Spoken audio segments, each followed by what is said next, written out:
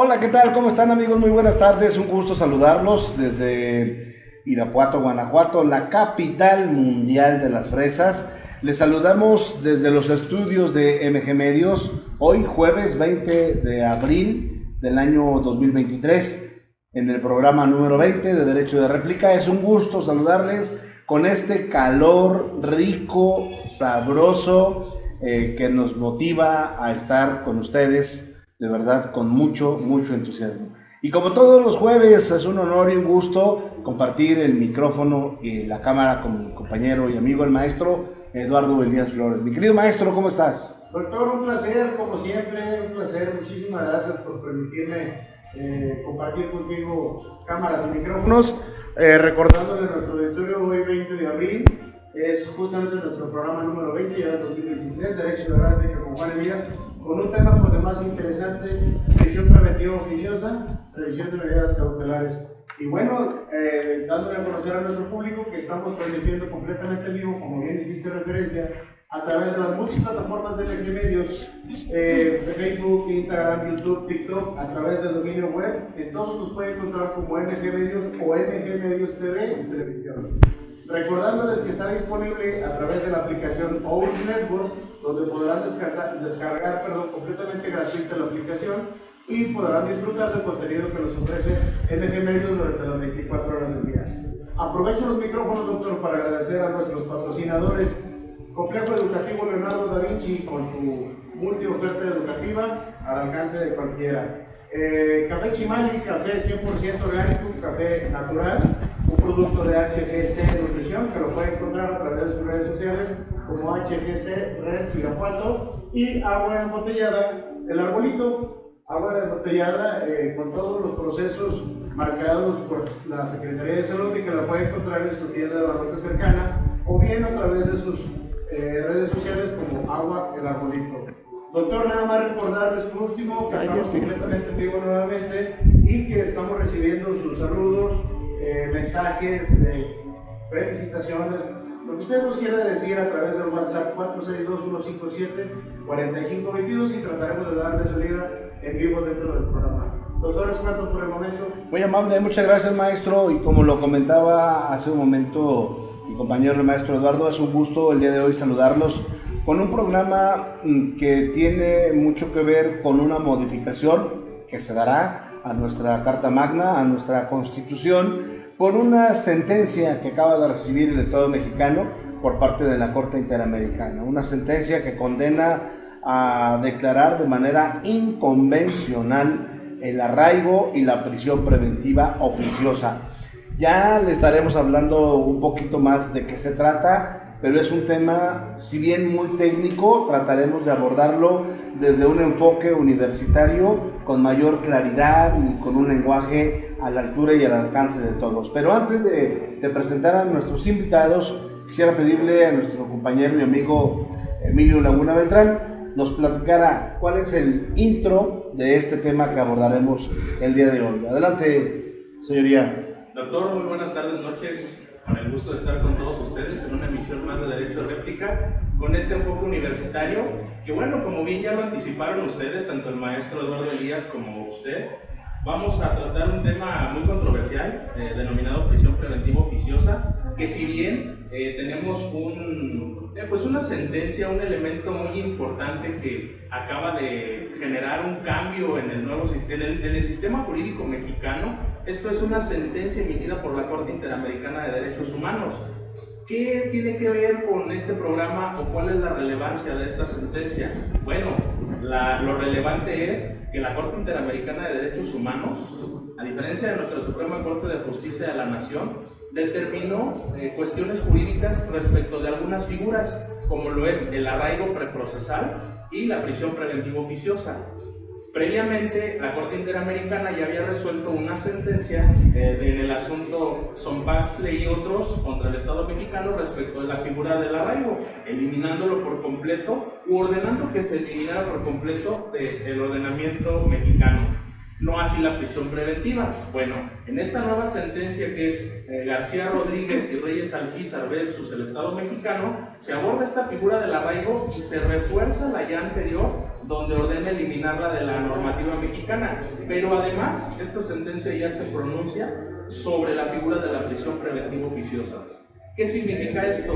Bueno, la resolución de la Corte obliga al Estado mexicano a adecuar sus instrumentos normativos en materia de prisión preventiva oficiosa. Contrario a lo que muchas personas piensan, que esta figura al eliminarse va a afectar la estrategia de seguridad, lo cierto es que ninguna estrategia de seguridad puede estar basada en una figura de prisión preventiva oficiosa únicamente. Ahora, además, lo que pide la Corte Interamericana de Derechos Humanos es que se adecúe el marco normativo, es decir, establecer adecuadamente o específicamente qué debemos entender por prisión preventiva, es decir, que lo oficioso no es sinónimo de automático, sino que debemos optar por una figura de prisión preventiva justificada, es decir, atender al objetivo que persigan las medidas cautelares en el nuevo sistema de justicia penal. ¿Sí? Esa es la resolución de la Corte, doctor, respecto de los instrumentos normativos nacionales, además de pronunciarse por diferentes elementos que tienen que ver con los procesos penales de estos señores Daniel García Rodríguez y Reyes Alpizar Ortiz. Esas son las generalidades de esta sentencia, doctor, que si bien vienen a cambiar o son históricas porque modifican significativamente nuestro ordenamiento jurídico, porque es una de las primeras sentencias que establece que un artículo de nuestra Constitución es inconvencional a la luz de la Corte Interamericana de los Derechos Humanos. Correctísimo, Emilio, muchas gracias. Es un tema, insistimos, nuevo. Vamos a tratar de irlo desmenuzando. Solo queremos hacer una pequeña aclaración antes de iniciar nuestro programa. Yo le voy a pedir a la producción que nos haga favor de proyectar el flyer con el cual promocionamos el programa del día de hoy, porque, bueno, dentro de los invitados, ya lo sabrán ahorita ustedes, se encuentra con nosotros un egresado de la Universidad Quetzalcóatl de Irapuato, la UQI. En atención a ello es que quisimos colocar el logotipo de la UQI en nuestro flyer informativo. Sin embargo, la universidad amablemente habló con la producción, nos pidió que se retirara el logotipo porque no había una autorización expresa por parte de Rectoría para que apareciera el logotipo. Claro, por supuesto, atendimos el llamado, ofrecimos la disculpa correspondiente y solamente hacemos la nota aclaratoria. Se retiró de nuestro flyer el logotipo de la Universidad Quetzalcóatl.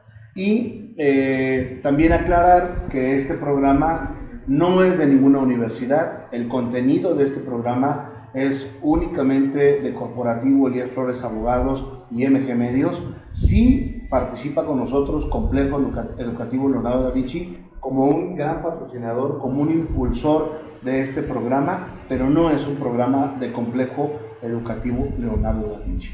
Y usted, como otra universidad o cualquier empresa, puede también participar. Con todo gusto están invitados a participar en derecho de réplica. Hecha la aclaración, yo le pediría a mi compañero, el maestro Lalo, nos presente a nuestros invitados del día de hoy. Con todo gusto, doctor, pero también quisiera abonar un poquito una invitación que Leonardo da Vinci tuvo bien aceptarnos, colaborar con nosotros con esta producción, y que con toda franqueza ha estado presentes en las iniciativas, en los proyectos que hemos tenido, tanto en MG Medios como corporativo. Agradeciéndoles invitación que también se les ha ocurrido, no exclusivamente de esa universidad, a otros, tanto podemos mencionar UPI, CEU, en fin, en general se les ha ocurrido una invitación, y bueno, justamente de eso se trata esto, ¿no? Aclarando el tema y dejando claro que, tal como es el título del propio programa, aquí siempre tiene un derecho de réplica y se les dio en atención, y bueno, pidiéndole disculpas si en algún momento dado violentamos algún derecho en cuanto a marcas o patentes o algo por el estilo, pero atendiendo también al llamado de la propia universidad, ¿no?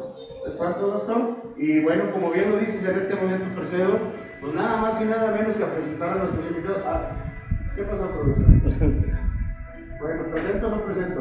Adelante, adelante. Bueno, dándole derecho de réplica al productor. Bien, bueno, como ya lo habíamos dicho desde el inicio del programa, en esta ocasión el programa se llama Prisión Preventiva Oficiosa, revisión de medidas cautelares. Y en esta ocasión contamos con la presencia nada más y nada menos de 3 participantes de un grado altísimo, de un nivel de conocimiento impresionante que por lo visto tenemos. Quiero comenzar presentando a Sharon Arredondo Crespo. Sharon Arredondo es estudiante del 9º cuatrimestre de la carrera de Derecho. Ella actualmente labora y está adscrita en el Poder Judicial, adscrita al Juzgado de Oralidad Penal con sede en la ciudad de Irapuato. Cuenta con cursos de derechos humanos, aspectos importantes en la audiencia intermedia de juicio, en violencia y hostigamiento sexual, igualdad y no discriminación, violencia laboral, acoso y hostigamiento sexual, impartido por la Escuela Judicial, así como distintos cursos de jurisprudencia, impartido por la Secretaría Suprema Corte de Justicia, y a la fecha tiene una experiencia asistiendo un promedio de 1000 audiencias de oralidad. Sharon, bienvenida, es un honor para nosotros tenerte con nosotros. No, al contrario, el honor es mío estar aquí con ustedes, personas tan inteligentes, importantes en el derecho. Gracias, Sharon, bienvenida nuevamente. También contamos con la presencia, doctor, nada más y nada menos, de la licenciada María Teresa Reynoso Pérez. Ella es egresada de la licenciatura en Derecho por la Universidad de Leonardo da Vinci, cuenta con una maestría en Derecho Constitucional por el CESBA, tiene distintos diplomados tanto de Derechos Humanos como de Amparo, impartidos por la Suprema Corte de Justicia de la Nación. Actualmente ella labora para la Secretaría de Seguridad Pública de Irapuato, Guanajuato, donde además tuvo el reconocimiento al mérito social por parte de la propia Secretaría, un reconocimiento como Policía del Año, y además de haber sido la coordinadora de la célula de búsqueda de personas desaparecidas en la ciudad de Irapuato. Licenciada Tere, un honor. Muchísimas gracias. Muchas gracias por la invitación. Gracias por compartir con mis compañeros. Gracias. Gracias. Y bueno, por último, y no menos importante, tenemos la presencia de nuestro gran amigo, el licenciado Marco Antonio Ruiz González. El licenciado Marco Antonio es egresado de la Universidad Quetzalcóatl. Actualmente cursa la maestría en Derecho Penal y Procesal Penal por la propia universidad. Él está y se encuentra laborando, para la Fiscalía General del Estado de Guanajuato en la región B, donde ha participado en distintas unidades de investigación, en una de las últimas que fue justamente revisión de medidas cautelares, que normalmente le conocemos como el UMECA. Dentro de su formación estudiantil, él cuenta con un diplomado en grafoscopía y documentoscopía por el Instituto Mexicano de Investigación Criminal, donde pudo obtener la certificación internacional. Está cursando dentro de la misma institución un curso de psicología forense y perfilación criminal, esto desde el 2022 a la fecha, además de tener distintos cursos de capacitación en temas de derecho, criminología, psicología, servicios profesionales dentro de la Fiscalía del Estado.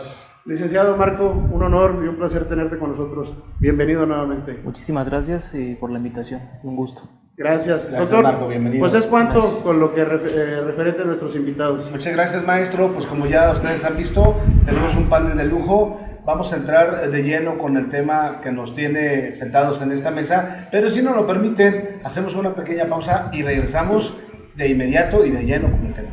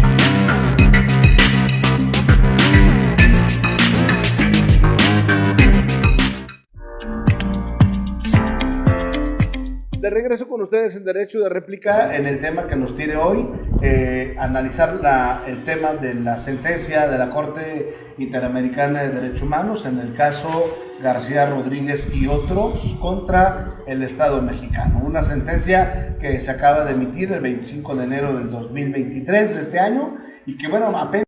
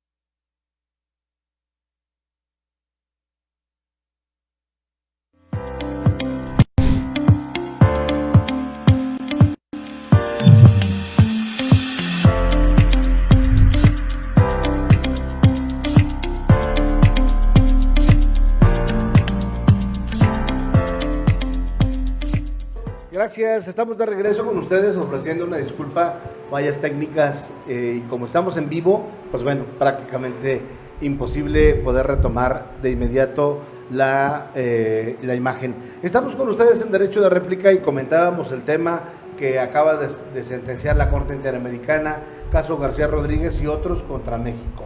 Habla justamente de inaplicar en la Constitución dos figuras jurídicas, el arraigo y la prisión preventiva oficiosa, ¿sí? Y bueno, hablaremos de estas dos medidas y me gustaría abordar el tema con Marco Ruiz, que nos pudieras platicar. Marco, ¿qué entendemos por prisión preventiva? La prisión preventiva forma parte de un catálogo, de una serie de medidas que el Estado toma, como bien lo dice, de manera precautoria, preventiva, pero no es la única. La prisión preventiva. Así es, doctor. Dentro del catálogo que tenemos en el artículo 155 del Código Nacional de Procedimientos Penales, establece precisamente estas distintas medidas cautelares en las cuales se les puede poner a los imputados, que dejaríamos ya en el último lugar, pues obviamente la más grave, ¿no? Que sería la prisión. El tema aquí, pues bueno, se aborda de que, pues, por qué, bueno, la polémica es por qué aplicar la prisión preventiva oficiosa cuando no le estás dando oportunidad al imputado a cumplir con las otras medidas que contempla el mismo artículo. Sí, es decir, a ver, alguien comete un delito, un delito y esos delitos se clasifican en graves y delitos no graves. Obviamente, de acuerdo a la gravedad del delito, es la medida. Yo te digo, a ver, vas a enfrentar un proceso y te traigo a que rindas tu declaración, a que digas lo que a tu derecho convenga, pero yo debo de tomar una precaución de que tú no te me vayas a ir. ¿Es correcto esta interpretación así muy llana, Marco? Así es, una de las finalidades de las medidas cautelares, a excepción obviamente de la prisión preventiva, es precisamente que el imputado no se sustraiga de la justicia. Podemos contemplar dentro de ese mismo artículo, en sus fracciones, que tenemos la firma periódica mensual, que es la fracción primera, que es una de las más comunes y que las que más se utilizan dentro de aquí del sistema, para evitar precisamente que se sustraiga el imputado de la justicia y que comparezca a todas las citaciones que pues, tenga ahí pendientes. O sea, como que sí te dejo en libertad, pero no te puedes ir. Hay algunas medidas que prohíben salir del Estado, algunas que prohíben salir del país, algunas que prohíben acercarse a la víctima o incluso acercarse a los testigos, También. Sharon, sobre todo en aquellos temas de violencia familiar, donde dice la que denuncia, oye, es que es muy agresivo, viene a altas horas de la noche, me molesta. Bueno, ahí se le pone una medida de este tipo, ¿no? Así es, y como lo comenta el compañero, el 155 en su catálogo, normalmente solicitan en violencia familiar lo que es la 7 y la 8, que es que no se acerque a la ofendida, que no vaya a algún lugar donde ella se encuentre. También les imponen que no se acerquen a ella a, no sé, 200 metros. Tienen todas estas restricciones. Hay restricciones, hay medidas restrictivas para asegurar, uno, la estabilidad emocional, la seguridad física de quien denuncia o de algún testigo, o bien pues, simplemente que el Estado garantice que no se vaya a fugar, ¿verdad? Pues sí, la que no se vaya a sustracción. ir, Así es. ¿sí? Que esté aquí presente, es una oportunidad que te doy para que enfrentes tu proceso en libertad. Esa es una medida cautelar, Marco. Así es, doctor, y de hecho es un punto muy importante que a veces no todos los imputados logran comprender, que también es otra de las aristas, ¿no?, que también habría que analizar, porque al final de cuentas es una oportunidad. Si bien es cierto, es lo que dura el proceso, esta medida cautelar, pero sí es una oportunidad porque pues, en el anterior sistema no eran las cosas así. Entonces, en el sistema penal anterior, entonces esta es la ventaja que te da este nuevo sistema. Este nuevo sistema te da la oportunidad de que, bueno, continúes tu proceso en libertad, pero bajo ciertas medidas que pues, tendrás que cumplir. Ha habido muchas críticas, Tere, a este sistema, y hay quien dice, pues es que las medidas cautelares o los juicios abreviados terminan siendo una puerta giratoria. Es decir, pues simplemente si me dices que yo reparo el daño, pues yo lo reparo y vuelvo a salir. Hay una puerta muy sencilla para que salgan. Sin embargo, pues bueno, ese no es el objetivo de una medida cautelar. Tú como integrante también del Cuerpo de Seguridad, vigilan desde el ámbito administrativo, en algunas ocasiones en apoyo al Poder Judicial o en apoyo a la Fiscalía, verificar que esas medidas se cumplan?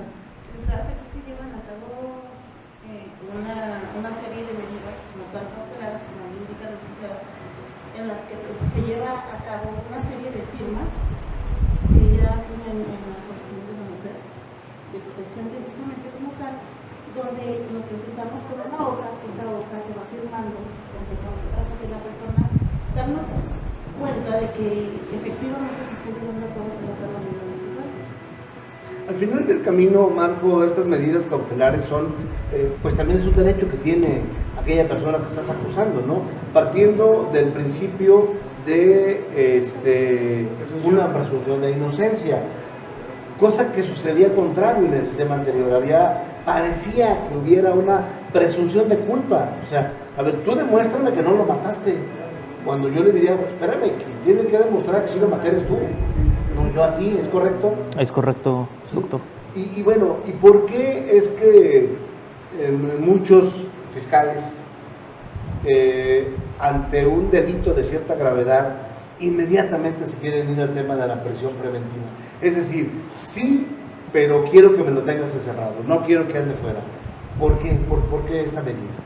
Bueno, dependiendo, ahora sí que se atiende al caso en concreto, hay asuntos que sí, bueno, yo lo veo desde esa perspectiva de acá del lado de la Fiscalía, en el que sí sabemos el riesgo que representa, ¿no?, para aquella víctima en ciertos asuntos, ciertos delitos, que sí es necesario tratar de satisfacer ese requisito, justificarlo, ¿no? Porque sí son asuntos que a lo mejor son un poco delicados y que sí amerita este tipo de solicitud, ¿no?, por parte de la Fiscalía. Sin embargo, hay un dato muy interesante que investigó nuestra compañera invitada Tere Reynoso. ¿Cuánto nos cuesta tener una persona privada de su libertad? Es decir, ¿cuánto nos cuesta a todos los mexicanos el que haya un preso, pues, para llamarle de manera clara? Acá le llaman PPL, persona privada de su libertad. Un preso, una persona que está detenida. Hay dos tipos de penales, hay penales locales y hay penales federales. El dato que tenemos es de los penales federales, que además, hoy en día, muchos de estos penales son concesionados. es decir, los manejan empresas privadas. ¿Nos puedes platicar un poquito de la tabla, Tere? ¿Cuánto nos cuesta una persona privada de su libertad en un centro penitenciario federal, como es el de Ocampo, que tenemos aquí en Guanajuato? Mira, tenemos, según los datos de la Secretaría de Seguridad Pública del Estado de Guanajuato, que está integrado por 10 centros estatales de prevención y reinserción social.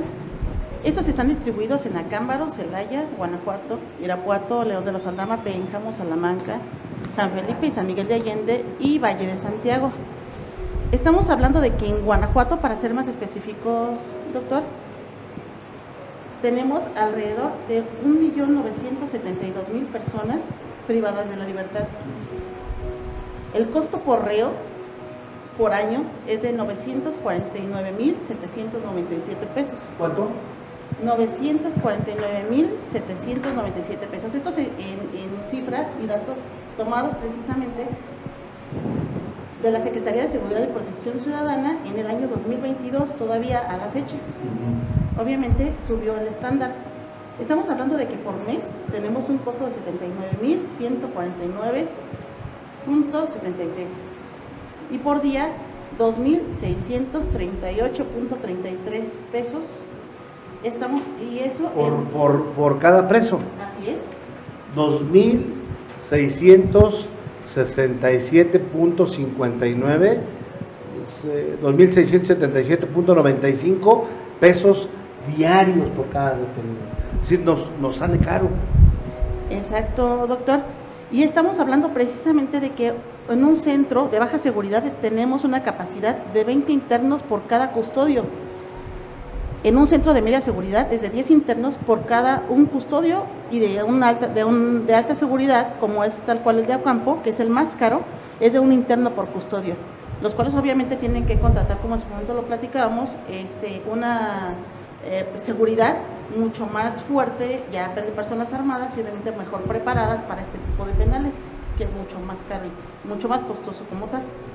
Hay un centro que vale la pena comentar, que es el Femenil de Morelos. Es el único centro federal después de Santa Marta Catitla, pero este es un centro ya federal concesionado, donde por día cuesta cada interna 6.411.61 pesos. 6.611. ¿Qué opinas, Sharon? Es demasiado dinero.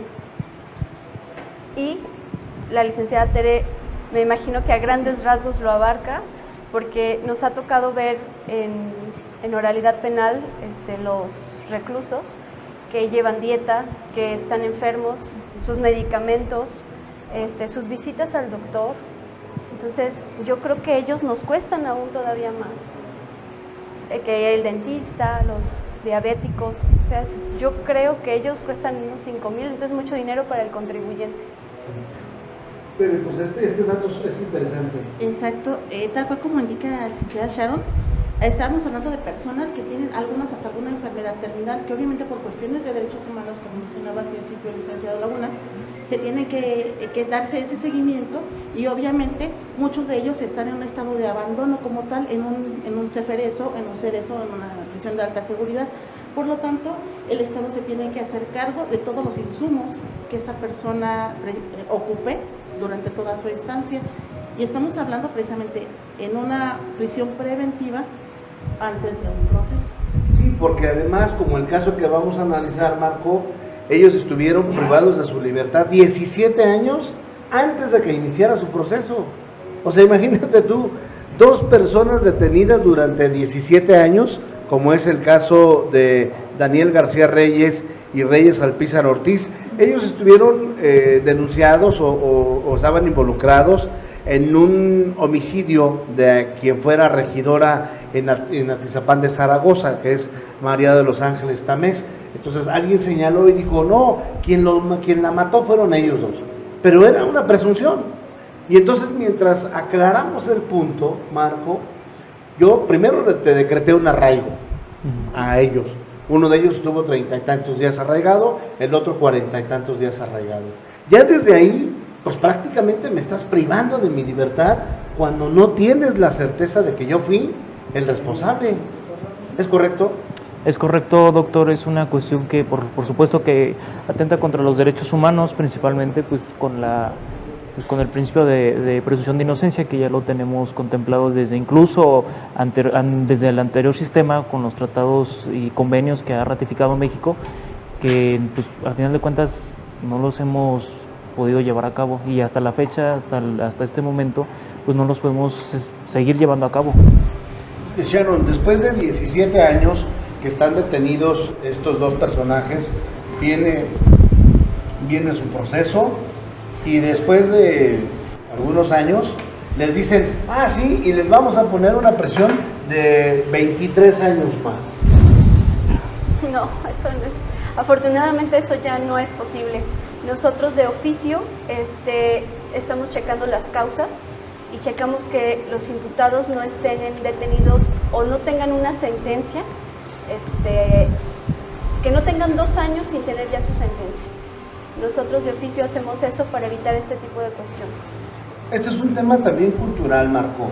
La gente dice, a mí no me interesa que me repares el daño, a mí no me interesa yo lo que quiero es verlo en la cárcel, que se pudre en la cárcel, que se muere en la cárcel. Es un tema cultural. Así es, yo también lo veo desde un punto de vista cultural, porque creo que como sociedad nos hemos acostumbrado al anterior sistema, ¿no? Que decías, bueno, es que yo lo quiero ver en la cárcel, si tiene que quedar en la cárcel. No es así, el nuevo sistema te da muchas oportunidades, te da salidas alternas que muchas veces desaprovechamos, ¿no? Tenemos por una parte las víctimas que refieren lo mismo, ¿no? Es que yo quiero ver en la cárcel, si me tiene que hacer algún pago, o sea, desincentiva esta parte de la reparación del daño también. Entonces, es una cuestión pues también de cultura, ¿no? Que tenemos todavía muy arraigada. En cuestión de los imputados, tampoco no llegan a reflexionar sobre este punto, ¿no? Porque ellos dicen, y lo he visto yo ahí cuando estuve en la unidad de medidas cautelares, que dicen, bueno, pues es que yo dejé de venir a firmar porque pensé que ya había acabado mi proceso. O sea, creo que todavía hay cierta confusión, todavía quedan muchos preguntas, ¿no? Acerca de estos beneficios, ¿no? Porque al final de cuentas es un beneficio también que se les da de continuar su proceso en libertad en lo que obtienen alguna resolución. Ahora, ¿dónde estriba el cambio, Sharon? Sigue habiendo prisión preventiva, obviamente, sigue estando como una medida cautelar, pero no oficiosa. Es decir, se confundía como que la medida preventiva casi que era automática. Te demandan, te denuncian por homicidio, se te vincula por homicidio, entonces casi es un hecho que te vas a la cárcel. Ahora creo que lo que está concediendo la Corte Interamericana es la reflexión al Estado mexicano, y bueno, no la reflexión, la instrucción al Estado mexicano para que modifique esta figura. Sí existe la prisión preventiva, pero ya no oficiosa, es decir, ya no opera de oficio, debe haber una justificación. Un análisis. Nuestro juzgador debe de analizar realmente si la amerita, como lo refiere usted, pero hay delitos graves, como lo establece nuestra Constitución en el 167 del Código Nacional, que son delitos graves que se escucha mal, pero que sí deberían de ser ya de automática por un homicidio, un feminicidio. ¿Y si no fueran ellos? Es decir, estaríamos hablando de una presunción de inocencia. Una presunción de inocencia, pero cuando ya los traen, ya se judicializa, ya está ante el juez de control, es porque la Fiscalía ya hizo las investigaciones necesarias y nos da, le da al juzgador los hechos. ¿Y tú le crees a la Fiscalía? Sí le creo a la Fiscalía. Bueno, yo sí tampoco. Le creo, y deben de ser un poquito más meticulosos, pero sí confío en la Fiscalía. Obvio, si le pregunto a Marco, pues él me va a decir que sí, que todas las investigaciones son correctas y precisas. ¿Verdad, Marco? Así es, doctor. Pero quizás si le pregunto a Teresa, que está en el área de seguridad pública, me va a poder dar un punto de vista distinto. ¿Tú le crees a la Fiscalía? Tenemos nuestras reservas, pero creo que concuerdo en parte con la licenciada Sharon, puesto que tendría que llevarse a cabo, o más que nada, tener una serie de evidencias, considero, que puedan concluir que efectivamente la libertad del imputado como tal implica un riesgo para la procuración e impartición de justicia precisamente por el juez. no hay preparación de órdenes de aprehensión. Es decir, tú estás en la parte previa a ellos. Tú estás acá en el tema de la policía preventiva, llegan y te detienen como el caso de uno de ellos, de lo que estamos analizando, lo detienen por cohecho, Marco. Lo detienen por cohecho, es decir, un cohecho es que intenta sobornar a la autoridad. Obviamente eso nunca sucedió. Lo único que querían era tenerlo detenido ahí en tu área preventiva, en tanto la fiscalía, ¿sí?, libraba una orden de aprehensión. ¿O eso no pasa?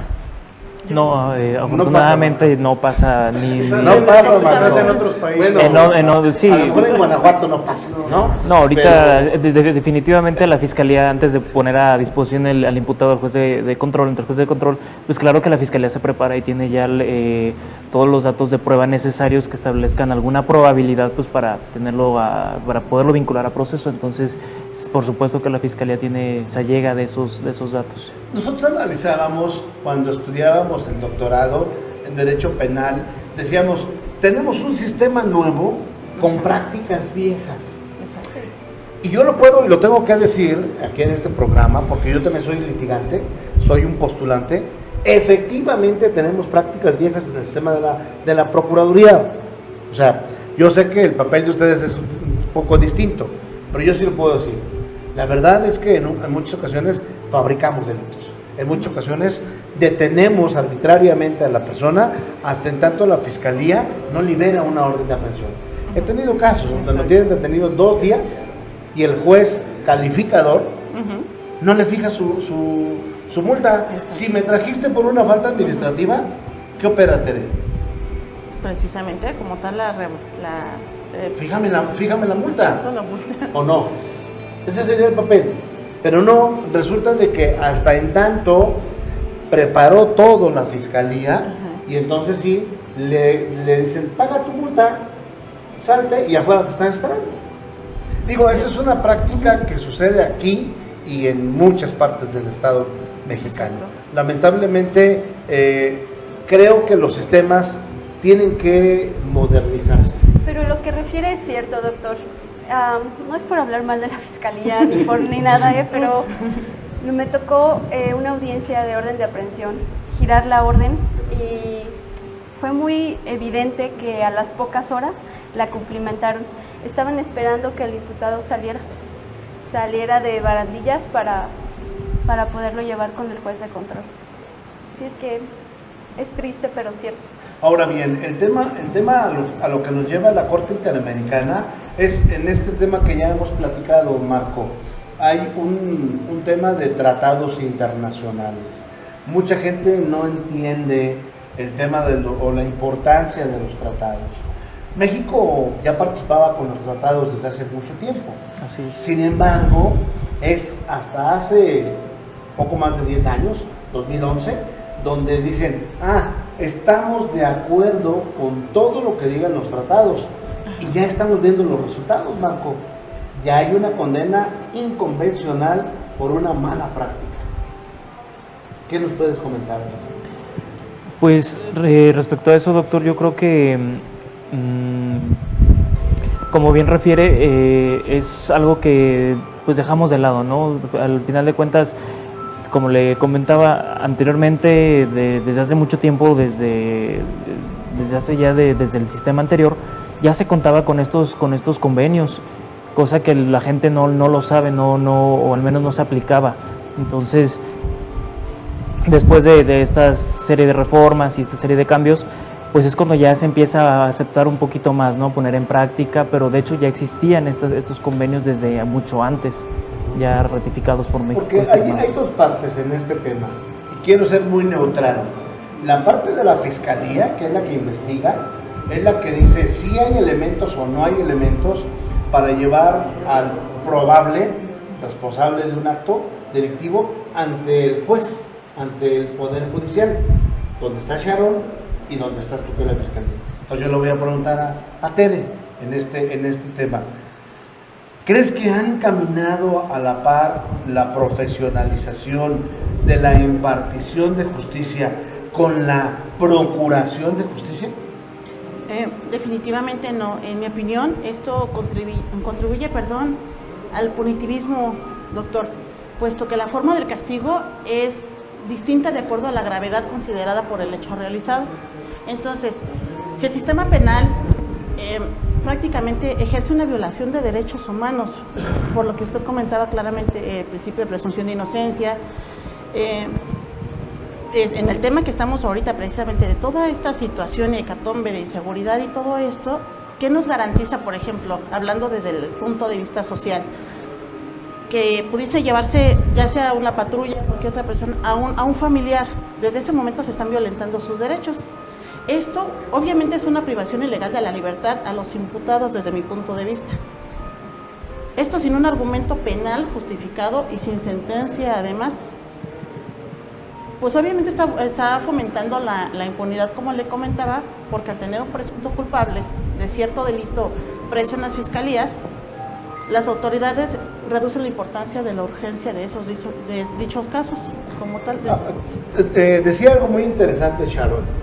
Hoy, bueno, también es una figura constitucional que surge en la reforma del 2008. Hoy no puede ningún proceso irse más allá de 2 años sin haber impartido justicia.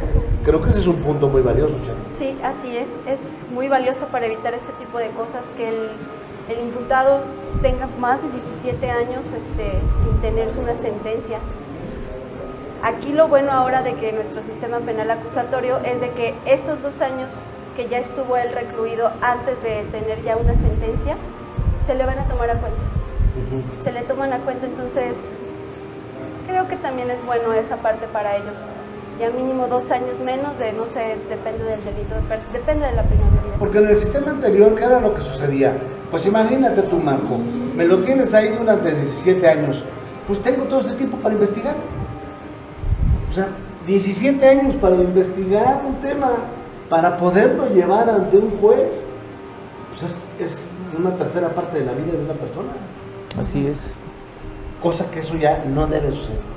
Hoy en día la sentencia de la Corte obliga al Estado mexicano, en este caso que hemos platicado, Daniel García Rodríguez y Reyes Alpizar Ortiz, a que no vuelva a suceder, a que por favor eviten la prisión preventiva oficiosa.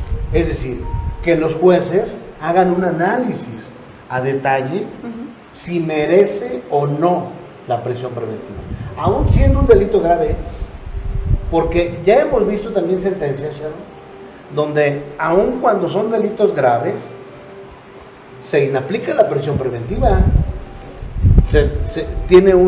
Hay un arraigo claro de domicilio, hay una identidad, hay una fuente laboral que respalda, hay una familia que soporta, hay elementos que tú dices, bueno, ¿y para qué lo quieres tener detenido? Si lo tienes perfectamente bien ubicado, pues con que lo tengas aquí, ¿no? Bueno, ahora también hay una medida que es brazalete, Marco, que creo que en el caso de ahorita no aplica. en nuestro estado todavía no se aplica. Yo no he conocido un caso de respecto a esta fracción, porque es un brazalete electrónico. Uno de los puntos que ha funcionado en la Ciudad de México es ese, justamente el brazalete. El único detalle es que lo paga la persona que lo va a usar. Creo que ahorita más o menos haces un pago como de 28,000 pesos. Sí, es muy costoso. Por tenerlo. Pero hay quien dice, yo los pago. O sea, yo prefiero tener ese brazalete a estar Privado de mi libertad, ¿cierto? Bueno, nos está comiendo el tiempo, vamos a un corte y regresamos a nuestro último bloque ya para conclusiones del tema.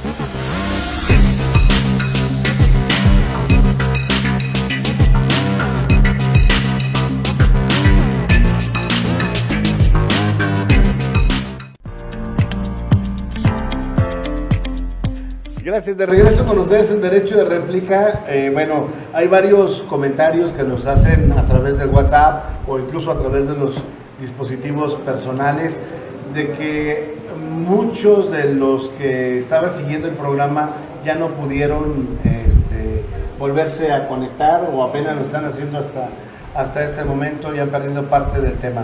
No hay ningún problema. Este tema nos da para mucho. El solo hecho de analizar la sentencia, Sharon, la sentencia de la Corte, pues nos da muchos elementos para poder entrar al fondo del tema que no hemos alcanzado, incluso ni siquiera a tocarlo, ¿no? Ni siquiera hemos tocado el arraigo preprocesal, lo que refiere la sentencia, el análisis que debe de hacer el juzgador para que la prisión ya no entre de automático como refiere. Sí, nos falta abarcar aún muchos temas. Sí, sin embargo era muy importante puntualizar estos temas de la convencionalidad, de la constitucionalidad.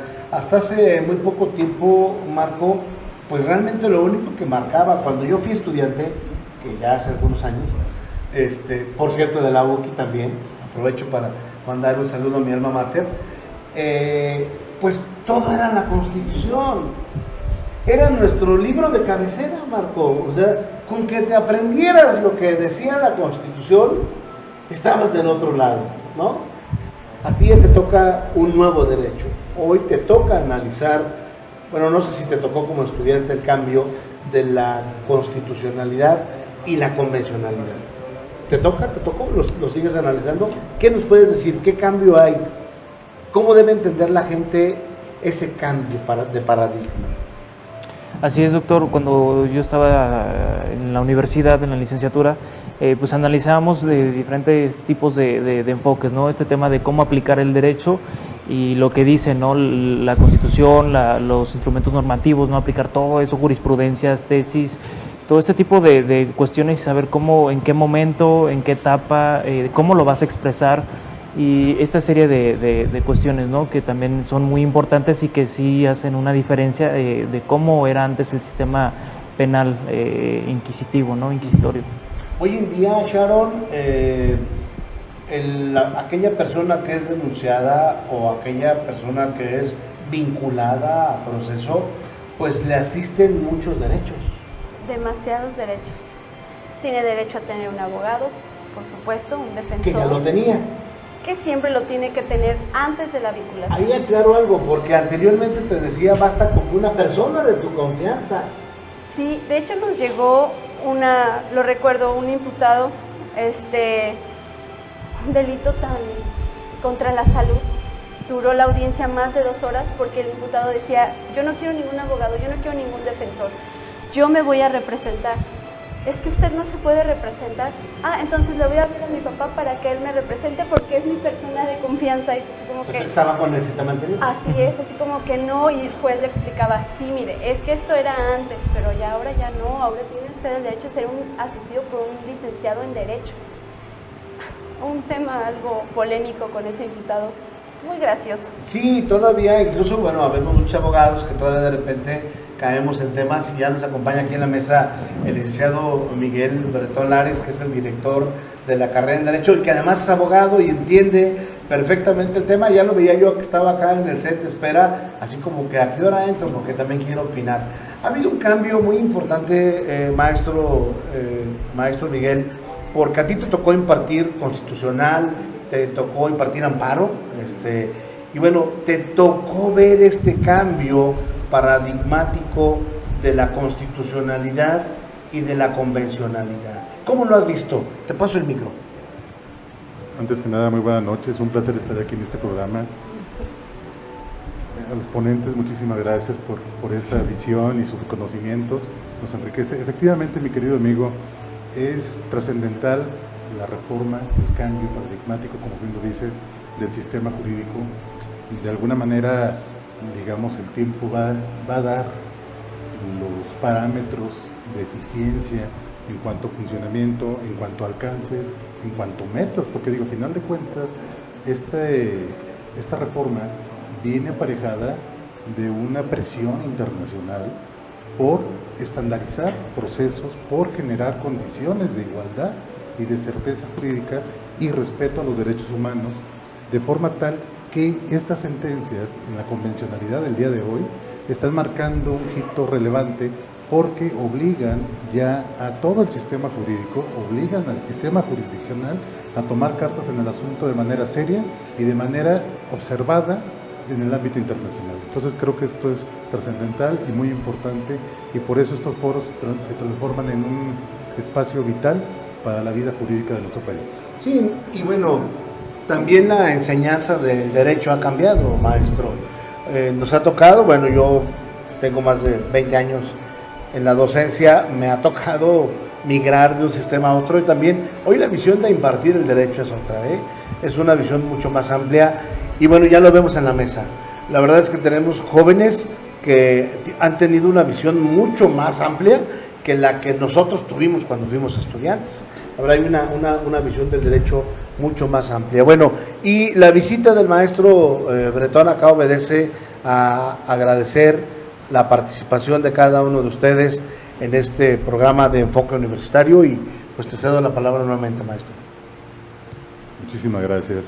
Pues efectivamente, la idea de mi presencia no es otra más que agradecerles esta participación que han tenido, decirles que nos sentimos muy orgullosos de que enfrenten estos retos, de que participen, de que enriquezcan, de que se abran a emitir sus conocimientos al público, porque al final de cuentas es parte de la esencia de ser abogados, es parte de la esencia de ser funcionarios públicos, y es parte de nuestra responsabilidad social el brindar luz, brindar conocimientos y darnos a la sociedad. Estamos muy orgullosos, les agradecemos mucho su participación, y si me permiten, a nombre institucional, quiero entregarle un reconocimiento a nombre del Complejo Educativo Leonardo da Vinci a la licenciada María Teresa Reynoso Pérez por su destacada participación en el programa Derecho de Réplica con el tema Prisión Preventiva Oficiosa. Muchísimas gracias, maestro. Un orgullo, Gracias. un placer, un privilegio. Gracias. Muchísimas gracias. Sharon, qué gusto ver ese tesón, esas ganas, esa preparación, pero sobre todo que nos brindes esa experiencia práctica, que nos amalgames los conocimientos teóricos con ese día a día y nos enriquezcas el tema. Muchísimas gracias. Y Sharon, un verdadero privilegio. Muchas gracias. Marco, agradecerte.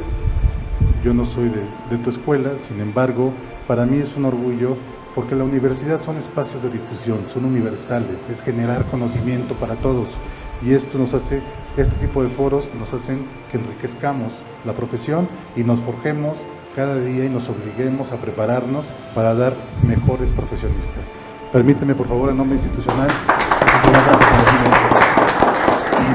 y por último, y no robarme más tiempo, mi querido amigo, agradecerte este foro, agradecer el espacio, sobre todo esa iniciativa, ese tesón, porque sean los muchachos los que estén al frente de estas opiniones, que estén mostrándose al público, que estén generando conocimientos, que estén generando esta dinámica para que más y más estudiantes se comprometan, se formen y busquen este tipo de espacios.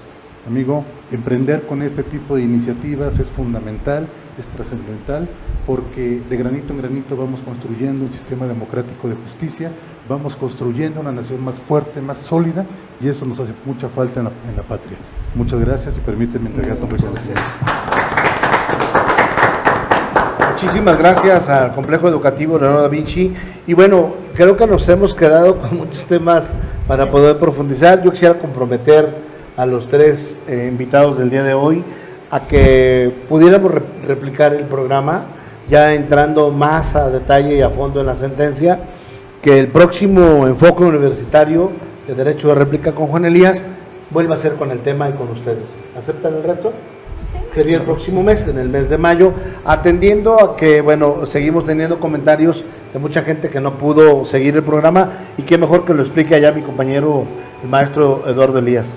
Sí, gracias, doctor. Fíjate que desafortunadamente por ahí la falla técnica que hubo derivada de un apagón, dado las condiciones climatológicas de nuestra ciudad en este momento, bueno, pues hubo una interrupción ahí en la transmisión del programa, la cual, al intentar retomarla, pues no fue tan fácil para muy buena parte de nuestro auditorio, y bueno, por lo tanto hay, como bien lo referiste hace ratito, hay por ahí gente que apenas se reconectó, que ya no vieron el desarrollo, el núcleo del programa, y no pudimos desarrollarlo como tal, lo cual lo habíamos preparado durante varias semanas esto. Creo yo justo, y si es que los licenciados tienen la oportunidad y nos pueden apoyar, pues comprometernos aquí mismo que nos acompañen en el siguiente enfoque universitario dentro de Derecho de Réplica. Pues ya está, ya dijeron que sí, y entonces nos va a dar mucho gusto que podamos profundizar en el tema. Y a ustedes agradecerles infinitamente el tiempo que nos han destinado. Una disculpa por este tema de la cuestión de la electricidad. Empezó a hacer viento, empezó a llover acá en esta zona del municipio, y eso pues nos trajo algunas complicaciones técnicas. Pero ya estaremos con ustedes en el próximo programa de Enfoque Universitario. Como usted lo sabe, uno de los 4 programas al mes, así lo dedicamos, Enfoque Universitario. Retomamos el tema con todo gusto para poder profundizar, y la próxima semana estará con nosotros el magistrado supernumerario Eduardo Breceda. Él es actualmente juez en materia de adolescentes y es magistrado supernumerario. Nos hablará desde la justicia, desde la perspectiva del juzgador. ¿Cómo ve el juzgador? ¿Qué analiza? ¿Qué elementos toma en consideración para determinar una sanción? No es fácil. Los jueces luego tienen que ponerse diferentes lentes. El lentes de la equidad, los lentes de la igualdad, los lentes, etcétera, etcétera, para poder ubicar. Él nos hablará de todos estos temas, así es que no nos deje de sintonizar próximo jueves aquí en Irapuato, MG Medios, Derecho de Réplica. Muy agradecido con ustedes, y recuerde que aquí usted siempre tiene derecho de réplica. Buenas tardes.